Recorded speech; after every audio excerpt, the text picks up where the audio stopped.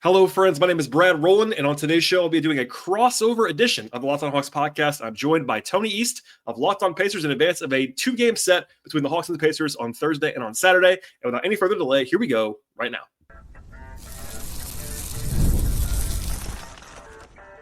You are Locked On Hawks, your daily Atlanta Hawks podcast, part of the Locked On Podcast Network. Your team every day.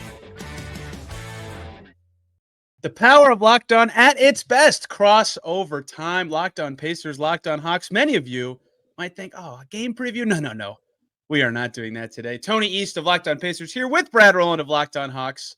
Two very similar-minded people in the way we cover our teams. And we have very similar things that I want to talk about today because both of these teams are about to play each other twice in a row, which is, of course, endlessly fascinating for two decently possible playoff teams. But, Brad, I want to get into a topic that I wonder how Hawks fans think about now, and Pacers fans certainly think about now. That is the concept of the conference finals when you're not supposed to make it. The Pacers made it last year. They beat the Bucks handily. They snuck past the Knicks by winning a Game 7 on the road to make it. The Hawks beat the Knicks handily, snuck past the Sixers in a Game 7 on the road to make the conference finals. And everybody said last year about the Pacers, another Hawks, right? They made it, one and done, one-hit wonder, blah, blah, blah. And the Hawks have not made it back since. So I think that's why a lot of people are saying that. But one, what parallels do you feel between these two teams? And two, is there anything the Hawks did after making it that you would consider a misstep that the Pacers can try to avoid doing? Because they also have their best player as a star point guard who's very good at scoring and passing. I was going to say, that's one of the parallels for sure is that, they have their number one guy. They're by far their face of the franchise guy. Past first point guard, all those things. I could speak, I try not to speak for Hawks fans because I'm in a different place in life. I cover the team, so it's a little bit more dead inside the way that I refer to myself sometimes, Tony. I don't get as emotional. People get mad at me for not being more emotional on the show at times. But I think people were annoyed, and I was annoyed too, to be honest, when that narrative description would come up of like, all right, well, every time, I guess from now till the end of time, anytime someone makes the conference finals when you mention the words not supposed to, they're compared to the 2021 Hawks.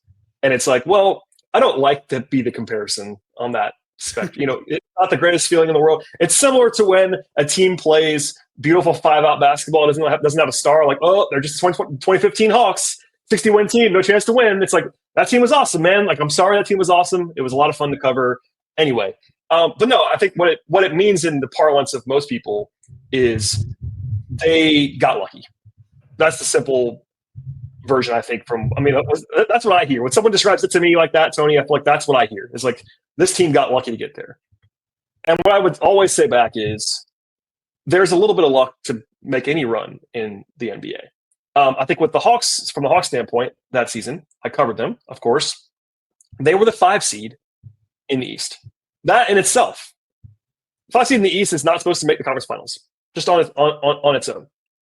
They also, I think they won 41 games in a shortened season. So they're like a 47-win pace that year. Good team, not a great team on paper.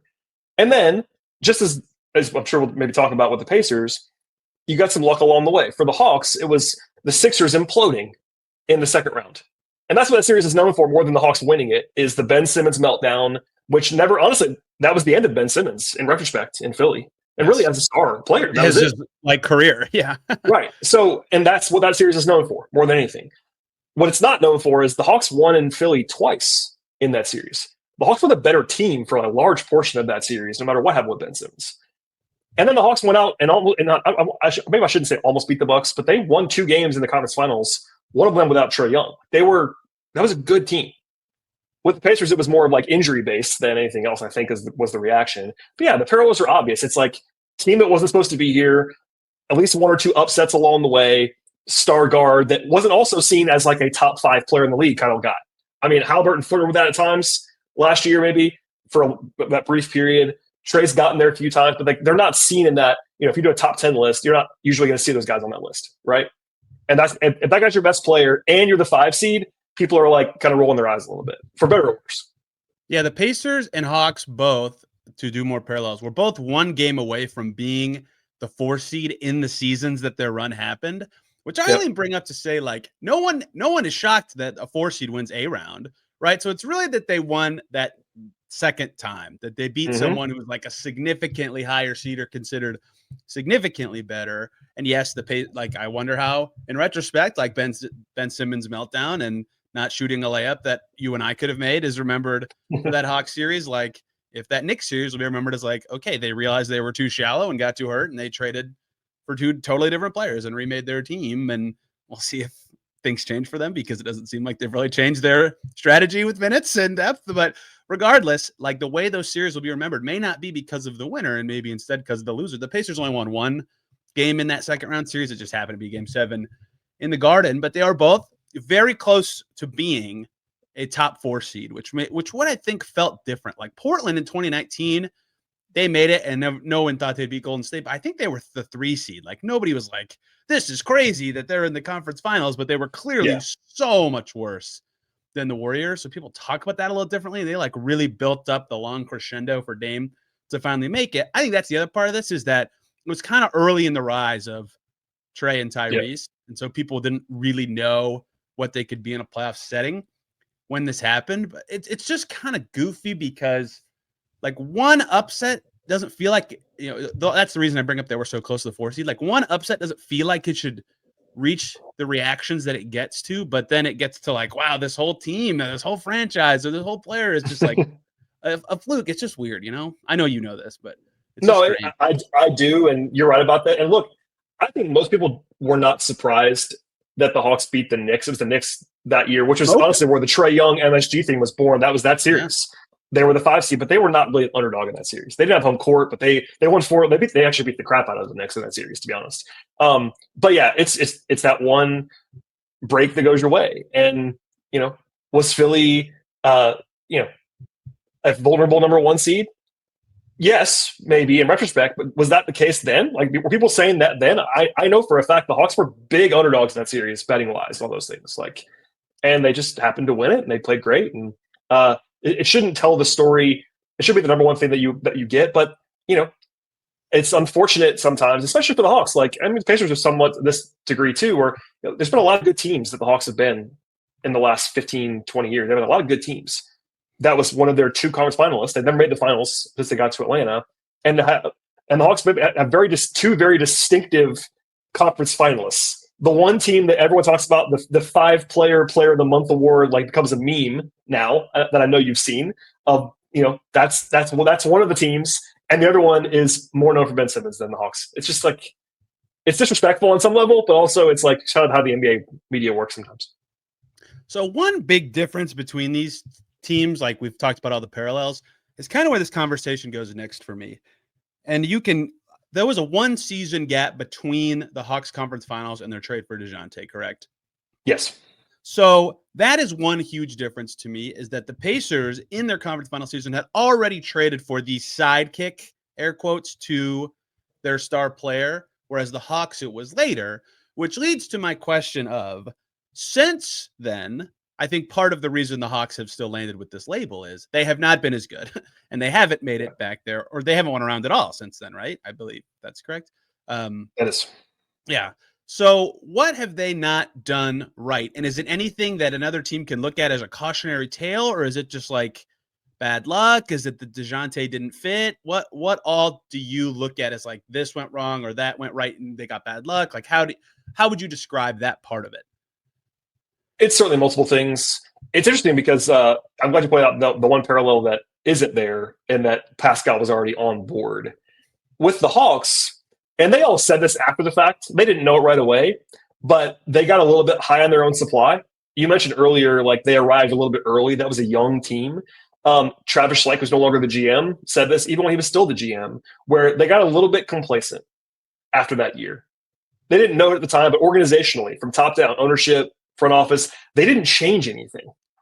And while I think that the Hawks were probably better constructed than people remember that they were at that point in time, they were only, quote unquote, like a 47-win caliber team the previous year, and they really didn't make an upgrade. They kind of ran it back, which is the temptation that every team has that has a good run. Like, why would you change your team? You just made this big run. You're a young team. But the Hawks just weren't good enough to do that and not have any wear and tear or decline. And the next year, they were still okay. They made the playoffs. They had a bad playoff exit against against Miami, but they were a 43-win team. Basically, all of their like older supporting guys, Danilo Gallinari, Clint Capella, like they got a little bit worse, right? And there was no guy to step up and make that big leap and do what Pacers are obviously having Siakam do, and that led to that was one angle. The second one is the DeJounte trade, and I think people know by now that didn't go well. It went so badly that they traded him 2 years later. And granted, they made kind of a home run ejection trade. Oh, wow, just wow. But the first trade was objectively terrible. I mean, it did not go well in any way. I'm not to say that I hated it at the time. I was definitely lower on it at the time than everybody was, and I got a lot of heat for that. But they made one big bet. Honestly, their biggest trade in this entire era of Hawks basketball, I mean, honestly, longer than that, more than a decade, was that Murray trade. They traded the farm for DeJounte Murray. The team that traded away Luka gets that number one. I think. Well, that was a draft day trade. It was not like he was proven, and also they got a potential Hall of Famer back. Yeah, I was going to say they got he might make the Hall of Fame. And I will. By the way, sidebar: I will go to my grave wondering why the Hawks get more heat for that than the Kings and the Suns do. Yeah, who both didn't get Trae Young in those transactions. Anyway, but you're right. Obviously, that's controversial. But as far as like of ready-made players, they traded a lot of stuff for DeJounte Murray and made one big bet on a one-time All-Star, and it didn't work at all. In fact, they were worse the next two. They were worse the next year, and they were worse the next year. It's actually impressive to make an all-in trade and then get worse than you were before, and then the next year run it back and get worse. They were worse in 2 consecutive seasons. So again, a heroic ejection from that deal. But the first deal, it's two things. It's complacency after the first title, after the first run, and then the big move to kind of not be complacent, to show that you were trying to win again, to be all in, was a disaster, and that is a tough combination. This show is sponsored by BetterHelp. Who is your support system? We all need people to lean on, whether it's friends, family, mentors, or professionals. Even the strongest leaders or athletes know that asking for help makes them better, and therapy is one of the best ways to build a strong support system. And it's not just for the tough times. It helps with setting boundaries, developing coping skills, and becoming the best version of yourself. I have seen firsthand how valuable it is to have a support system in my life that keeps you grounded and motivated. Therapy also is not just about crisis moments. It's a tool for self-improvement, stress management, and navigating life's challenges. BetterHelp is fully online, making it easier than ever to connect with a licensed therapist from anywhere. With over 30,000 professionals available, you can find the right fit and switch anytime at no extra cost with BetterHelp. Build your support system now with the folks at BetterHelp. Visit BetterHelp.com/LockedOnNBA today to get 10% off your first month with BetterHelp. That is BetterHelp, better, BETTER, help, BetterHelp.com/LockedOnNBA. It's funny because you talk about complacency. Like the Pacers literally ran it back.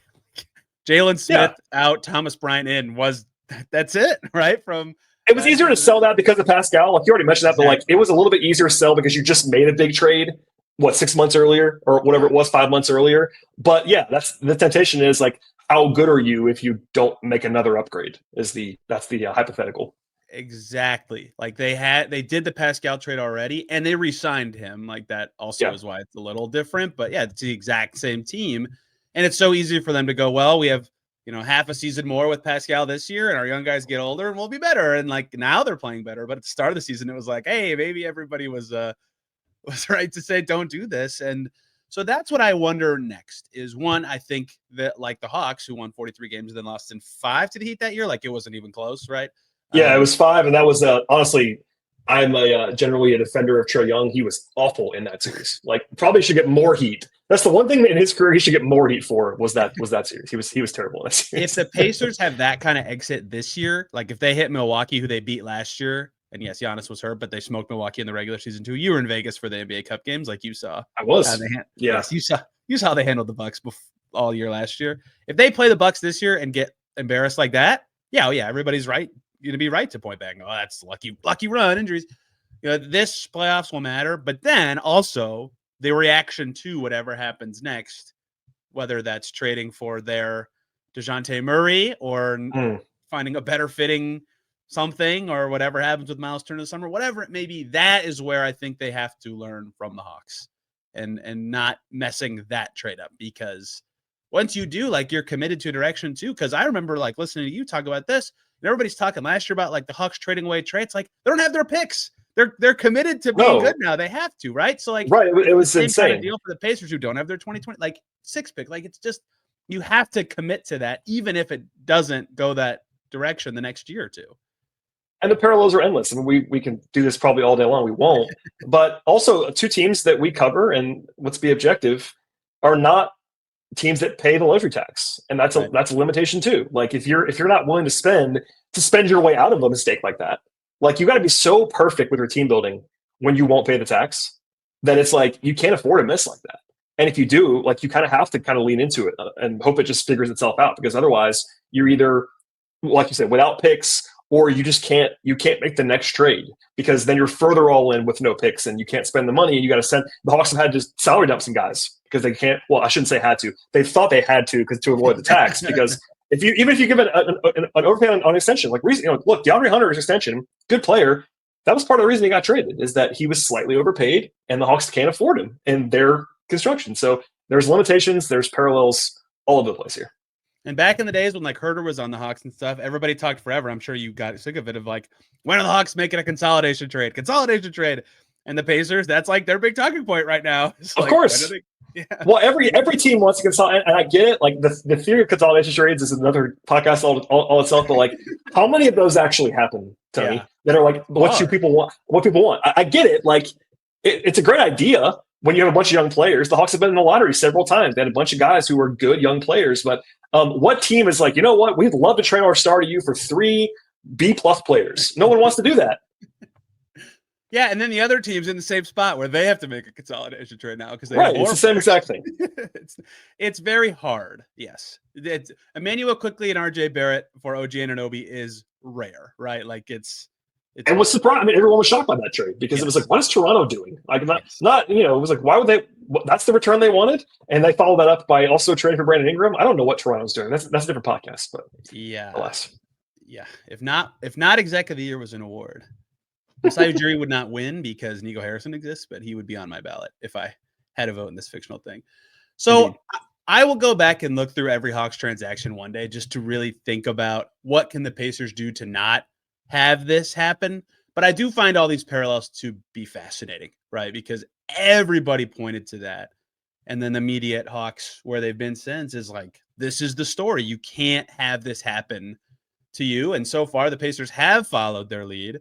I think what they'll hope and say, and I know you're a big Trae Young guy, and he's very good. He's a 4-time All-Star. Is they'll say, we think Tyrese Halliburton's just better than Trae Young, and that could guide them differently. That it makes sense, and I don't necessarily agree. We don't have to argue about Halliburton versus Trae today, but that's part of it. And look, Pascal Siakam, you can be split on him, is a better player than anyone the Hawks have had. Yes. Next to Trae Young, until Jalen Johnson now would be the only guy that might be in that same, because how many All-Star teams has Siakam made? Multiple All-Star teams. Yeah. He's a better player than DeJounte Murray. He's a better player than John Collins. Like, that's helpful as well. But yeah, this is a big year for the Pacers. I'm sure you already know that and talk about it all the time. It's a big year to see what they are, because then it's like, what do you do after this? If it is a first round loss or something like that, like, what's the next step?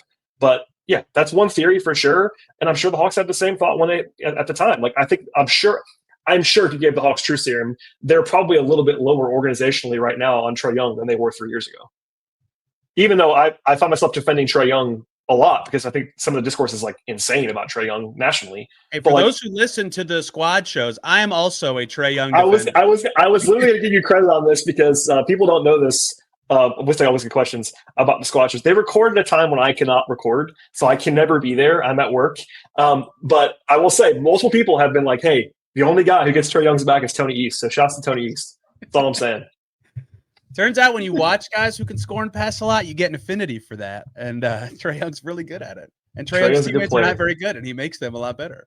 Trae Young's not perfect at all, but he's a good basketball player. It shouldn't really be like a hot take to be like, Trae Young's good. A 4-time All-Star and a 1-time All-NBA player. Yeah, he's good. Yes. He's literally third all-time in the history of the league in assists per game, Tony. Third in the history of the league. I didn't even know that. He's behind Magic and John Stockton. That's the list. Best teammate ever of Murray, basically. What are we doing here? Anyway, so we'll stop. I'm just saying. Today's show is brought to you by FanDuel Sportsbook. And when the game tips off, the NBA action is just getting started. And there's no better place to get on the action than with FanDuel, America's #1 sportsbook. With FanDuel, you can place live bets throughout the game. So if you happen to miss the opening tip-off, or you want to bet on the fourth quarter, or a comeback, stay in the action with FanDuel. The live betting feature also features, keeps every moment of the game really exciting for you. And if you're looking for a bigger payout, you can even combine your live bets together into a same-game parlay.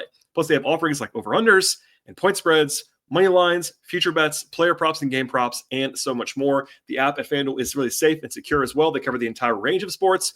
Basketball-wise, it's the NBA, it's college basketball, WNBA, etc., plus the NFL, college football, MLB, hockey, golf, tennis. They have soccer, both foreign and domestic. They have F1, they have NASCAR, boxing, MMA, and so much more. Plus, the app at FanDuel is really easy to use, and when you win, you get paid instantly.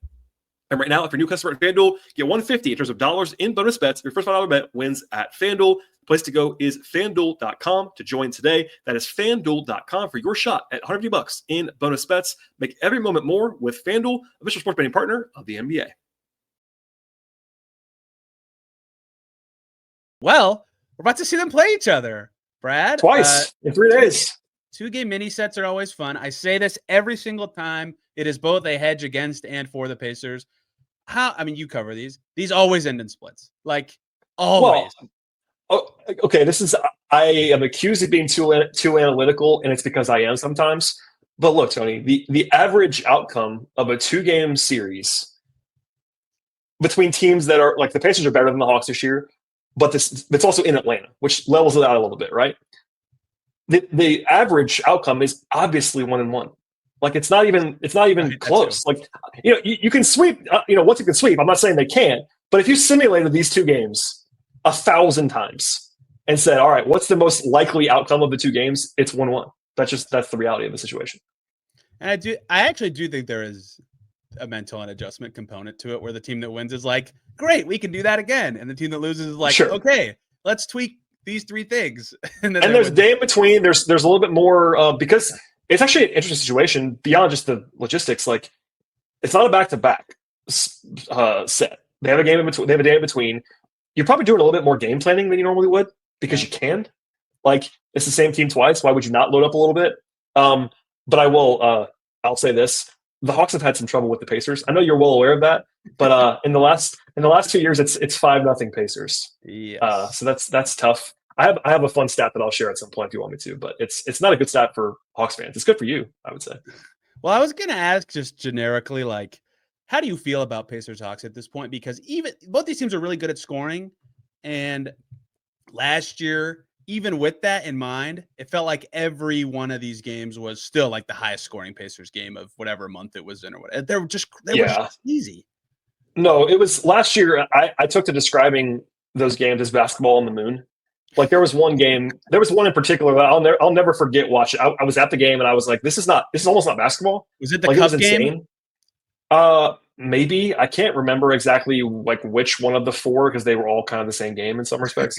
But I remember just being at the arena, like, there were 2 games last year for the Hawks perspective that was just like out of body experience. One was that Patriots game. One was when Luka had like the 70-pointer against the Hawks in Atlanta, when he could have had 100, and I'm pretty sure he could have had 100 in that game if he wanted to. But no, I mean, I think it was 157-152. Yeah, game in November last year, and like, it was competitive. It was close. It was just one of those things where, like, what even is this? Am I watching?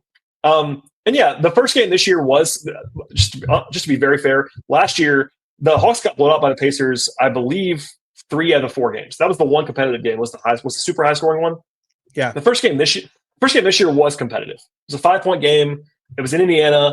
It was kind of the way it was supposed to be. But even then, Indiana went up by like 22 early. The Hawks came all the way back. It was a very Hawksy game. But yeah, it's just a bad matchup, I guess, for the Hawks, because the Pacers play in a way that is just like puts pressure on you. I mean, you know that. How often is the Pacers just take advantage of a team being like sort of incapable of moving at the pace that the Pacers are moving at? It happens a lot. Very often. Yes. Yeah. That's what I remember about that game, the 300-point game, was at some point in the 3rd or 4th quarter, both Rick Carlisle and Quinn Snyder were like, all right, we can't stop these guys. And they just took out their centers. Like, yeah, it was Obi Toppin and Jalen Johnson with the 5 for like 12 straight minutes.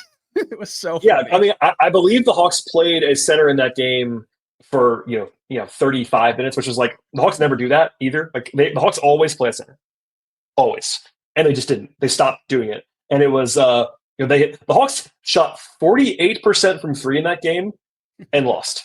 They shot 60% from the field in that game and lost. Like it was just like an endless amount of stats to just say this is the most insane game you've ever seen in your life. And Halliburton was out of his mind. He hit 9 threes that night. Like all these things that happened.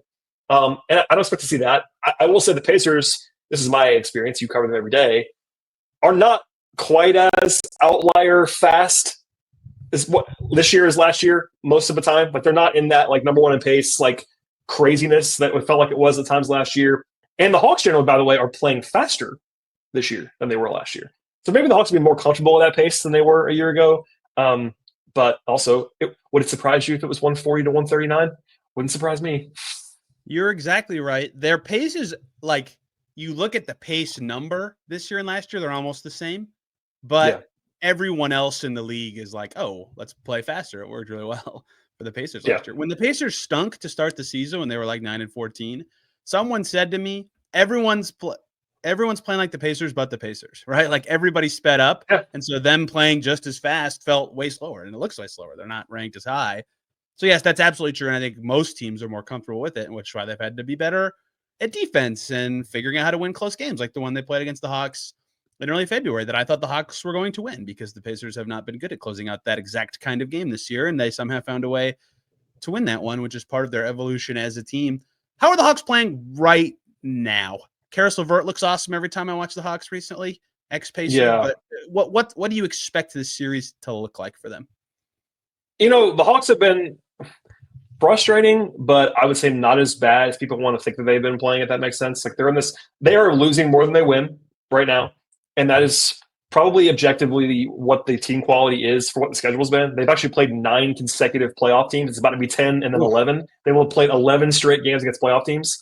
Tough run. Not the most insane games in the world. Like, there's some Orlando in there. Like it's not like they're playing like all elite teams, but all good, like no bad teams for like a month, basically. And that's tough. There are no easy ones. They had a bad loss against Miami last week. They did not play well in at all. But other than that, and they lost to the Thunder in a way that everyone loses to the Thunder by 16 points because that's just the Thunder every game. But other than that, they had some close losses. Like they lost to the Bucks last night in a winnable game. It was tied with a minute to go. Chagrin, yes, they lost the bad fourth quarter.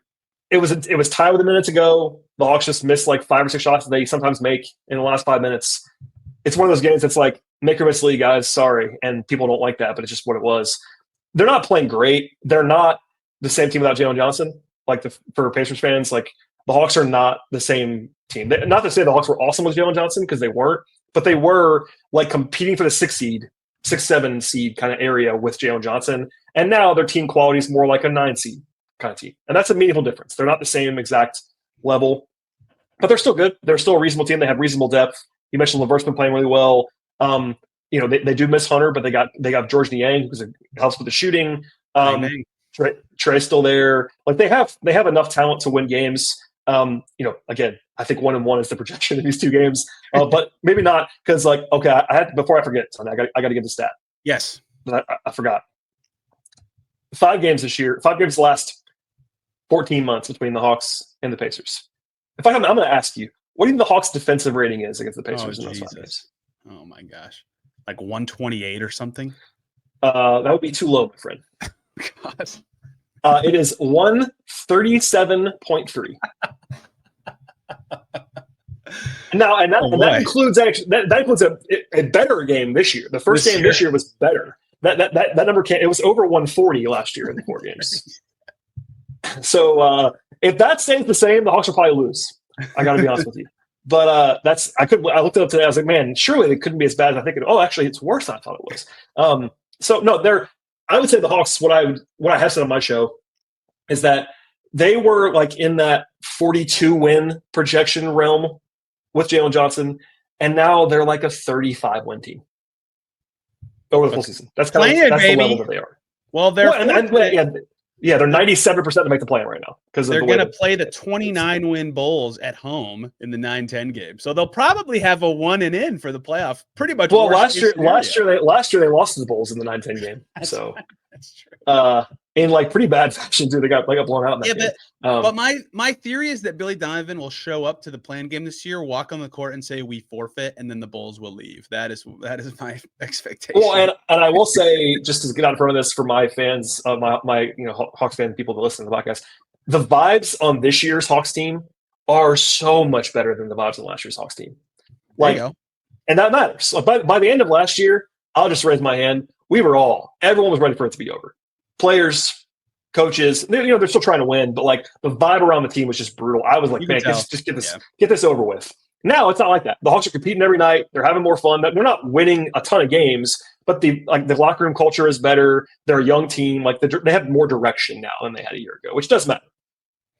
I think this, like every era of the Pacers that I've covered, there's always one team that, like, regardless of how the game's going, I'm like, yeah, the Pacers can win. The Nate McMillan Pacers, it was the Magic, like the Vucevic Magic. Mm-hmm. No matter what happened, Sabonis was going to play well, and they were going to beat the Magic. Right now, it's the Hawks. So, I mean, honestly, I have no rebuttal to that. I don't even mean that to like diss the Hawks. They're not bad. It's just like you just named the defensive rating number. Like Tyrese Halliburton's just like, yeah, I'm going to carve these guys up. And yeah, there are certain matchups where it gets tough. I mean, last year, the Pacers Bucks thing was like, yeah, the Bucks can't beat the Pacers for whatever reason. It was just not that the Pacers were quote unquote better than the Bucks. They just couldn't. That was a bad matchup for them for whatever reason. There's sometimes that happens. The Heat have been that team for the Hawks, other than the Pacers recently. But the Heat in like multiple series and things, it's like, man, why can't they solve the Heat? And maybe it's just because it's Eric Spoelstra, that kind of thing. But no, there are matchup concerns in the NBA. It's not always like obvious why they happen. But at the same time, this year's game was more competitive to where I almost want to throw last year's games out to some degree. Like matchup-wise, they do matter. They were recently enough where you don't just throw them out. But I feel like this year's results probably more predictive of these two games than the 4 games last year, when it was like comical. You know who the Pacers can't solve, Brad? This is not a joke. It's the Charlotte Hornets. They cannot beat them. I don't know how or why. But I will raise my hand and just say for Hawks, the Hawks lost to the Wizards twice this year in a row. Then granted, it was the only team that beat the Cavs for like a long time, and they had this is the 2024-25 Hawks. In October, they lost to the Wizards twice in 3 days, and then like 4 weeks later, they beat the Cavs twice in 3 days. When the Cavs were 17-1 at that point. So like the Hawks could beat anybody on any night. Honestly, the Hawks have beaten the Cavs twice. They beat the Celtics twice. They beat the Knicks. Like they can beat anybody. But they can also lose to anybody, which we've seen now. So, and that's the whole league. But I feel like the Hawks are a little bit more like they play up to competition, and they do play down sometimes to competition. And again, that's a lot of teams do that. But maybe they'll be up for this one. Look, you've covered enough players, Tony. Somebody in that locker is probably like, "Hey, it'd be cool if we beat the Pacers." Like, you know what I mean? Yeah. Just a little bit of extra, like, you know what? Let's not lose another game to the Pacers, 6 in a row. Someone on the coaching staff, somebody in the locker room's got to be like, guys, we haven't beat the Pacers. I can tell you who it's going to be. It's going to be Karras. Karras has been awesome against the Pacers since they traded him away. It's going to be Karras. A Karis LeVert revenge game would warm my heart for numerous reasons. The best defense Karis LeVert has ever played is the last 5 minutes of every game he's played against the Pacers since they traded him away. And honestly, he's had 2 really good games in a row. He was the hero in Memphis on Monday night with a walk-off at a huge fourth quarter. And he was really good. He was really good on Tuesday in a loss, but he was really good there too. So maybe he's just going to be staying hot against Indiana. There we go. Well, I have nothing else to add on the set unless you do, Brad. And if we don't, we should tell people. I look forward to it. I do think if I have to predict, I don't like doing predictions, but if I did one, I'm going to go with 1-1. And part of that's just because my brain doesn't allow me to do anything else. But I do think the Hawks will eventually beat the Pacers. Just the math says they kind of have to at some point. I don't know which one it'll be. Maybe it'll be Friday, and maybe they'll lose by 100 will be Saturday. They'll lose by 100 on Thursday, and I'd be like, man, they're never going to beat the Pacers, and then they'll beat them on Saturday. The Pacers had. Yeah, I always say that they split these, like regardless of how good the opponent is. They played in Boston twice in a row right after Christmas, and they split them. And they played the Heat at home twice in a row early in the season, and they had their most pathetic loss of the year where their whole starting 5 got benched because of effort, and then they beat them in the next game. Like, it's just how it goes. So I also will predict a split. I do have one basketball question for you as someone who covers the Pacers. Oh, yes. As of right now, Wednesday night, Halliburton and Mathurin are questionable. Yep. What does that mean? Like certain teams will make guys, you know exactly what I'm asking you. Some teams will make guys questionable and they're like almost certainly going to play. And sometimes questionable is actually questionable. So for the Pacers, how do you interpret listing Halliburton and Mathurin is questionable for this. Can I mute Achilles tendinopathy just from you? Because this is stupid. Why are the Hawks doing this to me? Their probable is not probable. I know why they're doing it because I asked. Yeah, them, Trey is Trey. Look, and I said this on the show. I'll say it again. I think, and the Hawks will probably yell at me for saying this. I think the Hawks are being petty, and also I fully understand why they're doing it. And I called it the day it happened. I literally said on my show the day they were fined. I said if I was the Hawks, I would list Trey as probable every game of the rest of the season. And by the way, they are on track to do just that. So the probable, probables, this probable almost certainly means playing. Like it's just like across the league. I bet you it's 90%, 75%, and it's like 1 in 100. They said it's higher. So that's why I asked about question because questionable has a bigger range than it actually does. Yes. Like LeBron's questionable. Like Miami lists half their roster as questionable every game. It's like, what's going on here? So that's why I'm asking. What does questionable mean for those two guys? Are they playing?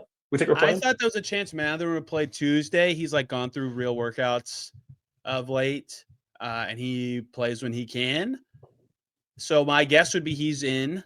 But I don't know. I bet he will play in Atlanta at one point. That does not mean both games. I don't know with Halliburton just because this just popped up for him. That's a new one, right? Yeah, I was going to ask you. He didn't have any designation Tuesday, and he's playing really well. So I'm guessing he's going to want to. But he did have a groin thing this year. I don't know. You can never. And obviously, I'm not going to. If you made me guess right now, I would guess that they both play. And the only reason why I bring it up, honestly, if it had just been Mathurin, I wouldn't have asked you. But Halliburton changed his whole game. We all understand that. If he doesn't play, it changes the entire game. So that's why I'm asking the question. But I was like, that popped up. And I went to look at the injury report from 2 days ago. And I was like, he wasn't on there. So this is a new thing, it looks like. So something to keep an eye on during the day. A little bit of spice into the matchup. I love when my first question to Rick Carlisle is, hey, tell me about these two guys. They playing today? Oh, Quinn Snyder could not hate any injury question more. Yeah. He will not engage with you.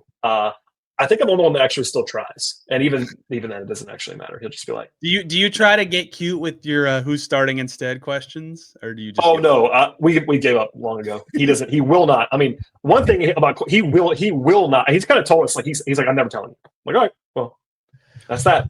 I wonder still to this day, like, there's no way the other coaching staff is like, oh my god. No, that's who the starting five is. Quick, everybody huddle. Like what? The Hawks did this whole thing. I don't know.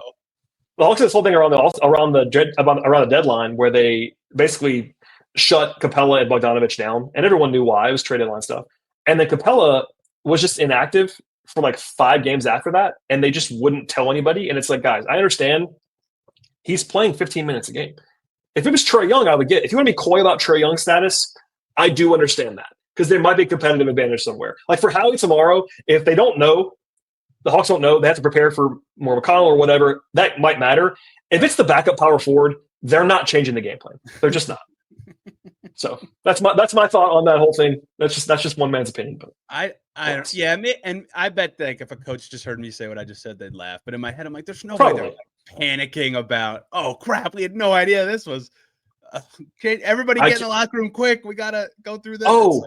You called it, but just so we say it out loud, it's the Toppin Bowl on Thursday.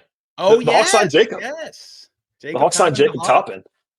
Brother Obi is on the Pacers. For people who don't know that on the Hawks side, that's granted. I don't think Jacob's going to play, if I had to guess, but he might be on the bench. So that'll be something. His new guy, first ever NBA game was with the Knicks because they freaked out and had to call him up because the Pacers played the Knicks the day of the Anunoby trade, and the Knicks were running out of players. So they're like, hey, two-way Jacob Toppin, let's go. And they played against each other, and their mom was there. So a chance for the Toppins to hop down to the And I just watched Keaton Wallace play against Cason Wallace last week. OKC in Atlanta. Just, it's what the brothers are all over the league. Brad, I truly did not know they were brothers until you just said this. And now you do, Tony. Congratulations to you. The Hawks Anyone still listening, that this means it's time to go. The Hawks put Keaton in the last minute. I was like, oh, their brothers are playing against each other. It's great. Anyway, that was the storyline at the end of that game. Tony, thank you for doing this, man. Thank you for initiating this conversation. Brad, where can Pacers people find you? I am at BT Rowland on X/Twitter and also on Blue Sky and Patreon. All 3 of those things. Plus, Locked on Hawks, anywhere you find your podcast. First listen, I guess for Pacers fans, it'd be second listen. Second, yeah. Because you're the first listen, Tony. But if you want to add it to your rotation, we'll be the third listener or something like that for Pacers fans. Flip it for me. First listen, Locked On Pacers. Second listen, Locked On Hawks. I'm Tony R. East on Twitter and Blue Sky for you Hawks people. I don't have. And Forbes, Tony, is that where people can read you? Yeah, I got to get a story out about Jarris Walker by the end of the night, or else I'll be in big trouble from my own. Well, and look, when it is 2 games in 3 days, Hawks fans might be like, "Hey, a little bit extra prep on the Pacers." There you go. That's what we're doing. That's why we're doing the show, honestly. So there you go. I assume Brad will be back tomorrow talking about round 1 of Pacers Hawks, as will I will. On the Locked On Pacers feed. Thank y'all for listening to us babble today. See you tomorrow.